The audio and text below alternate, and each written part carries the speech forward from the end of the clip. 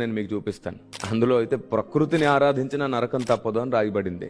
చూడండి, చాలా స్పష్టంగా రాయబడింది. చూడండి, ఈశావాస్యోపనిషత్ 12వ శ్లోకంలో ఉంది. మంత్రభావం ప్రకారం ప్రకృతిని ఉపాసిస్తే అంటే ఆరాధిస్తే గాఢాంధకారంలో ఉంటారు, అంటే చీకటిలో ఉంటారు. ఇక యజుర్వేదం 40వ అధ్యాయం 9వ మంత్రంలో కూడా చాలా స్పష్టంగా రాయబడి ఉంటుంది. అసంభూతిని ఉపాసించువారు అని అంటారు, అంటే పంచభూతాలను ఆరాధిస్తే.